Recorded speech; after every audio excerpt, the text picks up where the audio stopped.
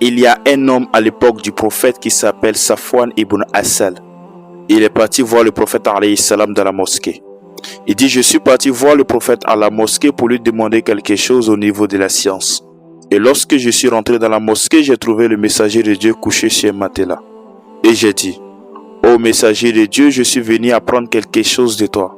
Le prophète content, il dit, bienvenue celui-là qui est venu apprendre.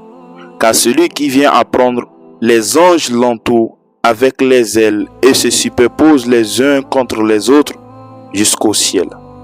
Tellement ils sont contents de son effort, tellement ils sont contents de son djihad qu'il a fait. Allahu Akbar.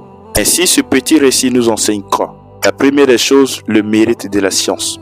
Le mérite de celui qui se déplace pour aller vers la science. Celui qui se déplace pour aller à la recherche de la science. Deuxième, celui qui va chercher la science, qu'est-ce qu'il gagne comme récompense? Alors c'est les anges qui font des bénédictions pour lui.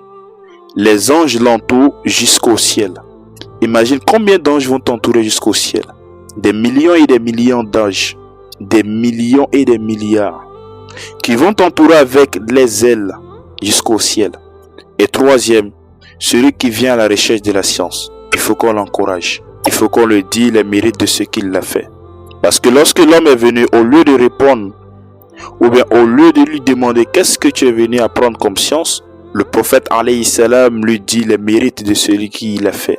L'effort qu'il a fait, qu'est-ce qu'il gagne? Voici, les anges vont t'entourer jusqu'au ciel. Tellement ils sont contents de toi, sa foi.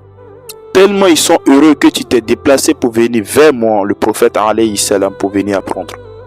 Ainsi, ce récit nous enseigne en conclusion que celui qui va vers la science, qui va à la recherche de la science, alors les anges l'entourent jusqu'au ciel.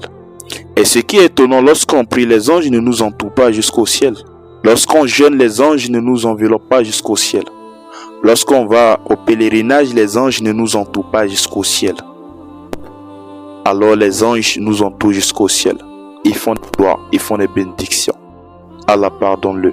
Allah fait ceci pour lui. Allah fait cela pour lui. Allahu Akbar. C'est fort ou c'est pas fort? C'est magnifique, voilà notre religion. Ainsi, celui qui se met en mode science est différent des autres musulmans. Parce que lui, il est à la recherche de son créateur. Il est à la recherche de son messager. Il cherche à connaître Allah et son messager. Il cherche à connaître les interdits et les autorisés. Il cherche à connaître ce qui est blâmable, ce qui est détestable. Ce qui est haram, ce qui est halal. Ainsi, il est différent des autres musulmans.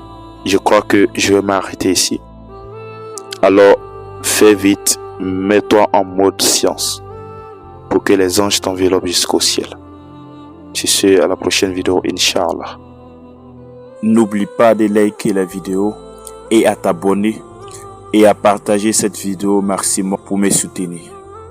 C'est ce, à la prochaine.